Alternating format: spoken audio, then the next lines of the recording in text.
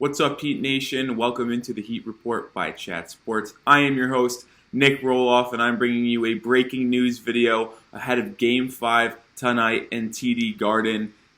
Heat point guard Gabe Vincent has been ruled out with a sprained ankle. If you go back to Game 4, late in that fourth quarter when the Heat were down by 15-16 with 4 or 5 minutes to go, Vincent rolled his ankle pretty badly. He went to the locker room and actually came back and stayed in the game. He checked back in for a little bit before checking back out, but he has officially been ruled out for tonight's Game 5 with a sprained ankle, and this is massive news for your Miami Heat. He was averaging 17.5 points in this playoff series so far against the Boston Celtics. He has been someone who has been able to take pressure off Jimmy and Bam this series so far with his offensive playmaking and shooting ability. I mean, when you lose a 17.5 point score, when the Heat are already down a 20-point score in Tyler Hero in this playoffs, the scoring for Miami is going to have to continue to fall on Jimmy Butler and Bam Adebayo's shoulders. And the reason why they weren't able to win Game 4 is because Bam did not show up. He had 10 points in that game, including none in the second half. So we'll get into a little bit of a Game 5 preview coming up, but make sure you do hit that subscribe button. We will be live for Game 5 tonight on the Heat Report, so make sure you subscribe, tune in, and this is another reason why you subscribe, because even when I'm not in the office at the current moment, I'll bring you guys a video on the latest Heat news and potential rumors. So make sure you are subscribed and join the Heat Report by Chat Sports. Back to Gabe Vincent. I've been critical of Gabe Vincent. He had 2 really good games against the Knicks in the first 2. He had 22 and 20 points in games 1 and 2 in the Eastern Conference semifinals. And then he fell off a cliff, having 7, 6, and 3 points. So Vincent is a streaky player where you don't know where you're going to get from him on a daily basis. But in these 4 games against Boston, he has been as consistent as I've ever seen him. He had 29 points in Game 3. He had 17 in Game 4, 9 in Game 2, and he had 15 in Game 1. So Vincent's been incredible against the Celtics team because, listen, when they're a really good half-court defensive team, Boston is. So when Jimmy drives in and draws a couple and kicks it out, Gabe Vincent's shooting from beyond the arc has been huge for the Heat's offense. And without him, Kyle Lowry's likely to have to be in this new starting lineup, which Lowry was really good in Game 1. He had 13 points in that second quarter, but Lowry didn't really do much for the rest of the series, and I thought he was actually pretty very garbage in Game 4. The 2 players that I put that loss on at home when you could have closed it out, and even though Gabe Vincent got hurt, you wouldn't have to worry about it if you just did your job in the second half when you're up 6 of Game 4 in a closeout game. So now you brought a lot of danger into play, only up 3-1, Vincent out, going into TD Garden. But with Lowry playing so bad in Game 4, my confidence in him is a little bit limited because I just haven't seen him play a good game since Game 1 in this series. So he'll likely start, but the problem is with this Heat team now, because I already mentioned you're down Hero, you're now down Vincent in Game 5, you're down Victor Oladipo, too, when he got hurt in Game 3 against the Milwaukee Bucks in the first round of these playoffs.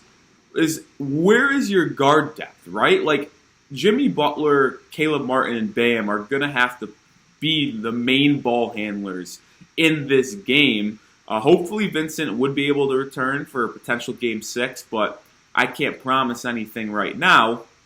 Hopefully we'll just have to take it day by day, but if the Heat could just pull it out and win today, then he could just rest up for 6 days heading into a Denver Nuggets series that's starting next Thursday. But back to what the Heat are going to have to do without Vincent. I think Jimmy's going to have to play a lot of point guard. He's going to have the ball in his hands a lot.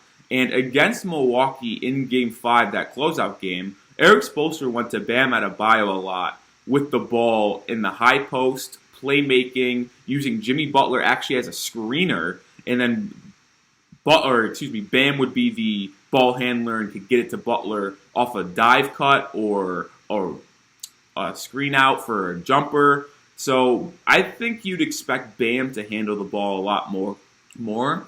And Jimmy's done a good job of getting others involved in playmaking.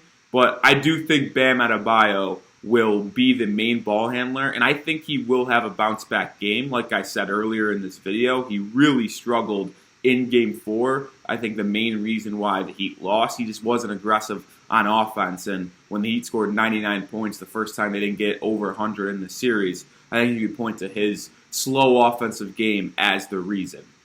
Let's look at some other keys to victory here, and I think key victory number one is, I'm going to parlay this in the one I just said about Bam, is that Jimmy and Bam have to be the two best players in this game, which they have done for the first 3 games of this series. When you ask who've been the best 3 players in this series, it's gone Jimmy 1, Bam 2, and then Jason Tatum was at 3. Well, now it might be Jimmy, Jason, Bam. Like, Bam's got to be that dude again. Butler's got to be the menace that he was in the first 3 games. And your 2 superstars really have to take you home on the road. The Celtics are 7-point favorites the last time I checked. Maybe it goes up, maybe it goes down. But the odds makers are not giving Miami much of a chance to win this one on the road at TD Garden. So the 2 superstars are going to have to come and play. I'd say key to victory number 2 is limit one of the Jays. And I feel like this has been one of my keys to victory all series long. It's like if you take care of Jason Tatum or Jaylen Brown, you will be fine. And Tatum scored 26 points in the second half of Game 4, and you just can't let him control the game like he did in Miami in Game 4. He had 8 points at halftime. You were defending him well, but in that third quarter, you could not stop him. And then when you combine that with him hitting every shot he took, and the Miami Heat turning it over on 4 straight possessions at one point in that third quarter when the Celtics were on that 18-0 run, it's just not good.